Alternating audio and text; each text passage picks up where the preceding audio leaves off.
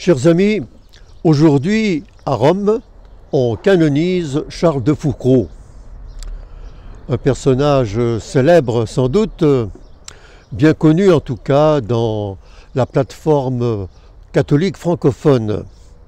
Qui n'a pas entendu parler de ce militaire qui prenait la vie à la légère avant de se découvrir des talents d'explorateur qui l'amenèrent au Maroc, en Algérie.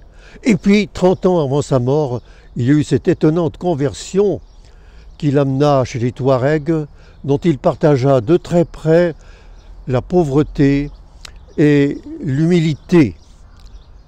Et il mourut parmi eux le 1er décembre 1916, il y a un peu plus de 100 ans. Je n'évoquerai pas plus longtemps Charles de Foucault, mais j'attire votre attention sur un homme peut-être que vous avez connu et qui a vécu dans son sillage et qui m'a fortement impressionné. Il s'appelait Yvan Stern. Il habitait Fribourg. Je l'ai connu alors qu'il était un brillant journaliste, un cinéphile, organisateur de congrès de cinéma, de festivals, et même membre du conseil communal de sa ville. Et un jour, il nous apprend, voilà, eh bien je quitte tout.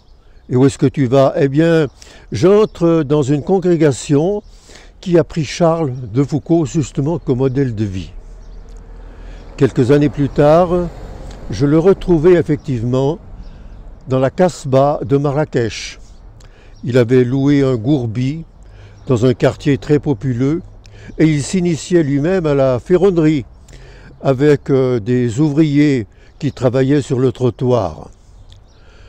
Dans sa petite maison, sous le toit, il y avait sa chapelle, minuscule, un tabernacle, son lieu de prière et de silence. Il est mort il y a 3 ans.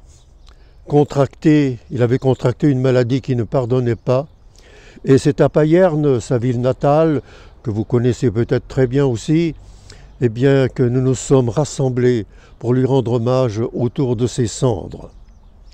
Vous allez peut-être penser, encore une vie gâchée, n'est-ce pas? Il aurait pu faire quelque chose de mieux. Je n'en sais rien. Je pense qu'il a saisi quelque chose de l'absolu de Dieu, et de l'absolu de Dieu qui nous fait signe à tous. Notez bien, et je termine par là, qu'il ne fut pas un missionnaire, pas plus que Charles de Foucault, mais un débroussailleur, comme Charles s'appelait lui-même.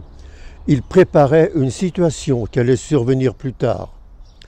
Car avant d'enseigner le catéchisme ou de prêcher, il faut apprendre à aimer.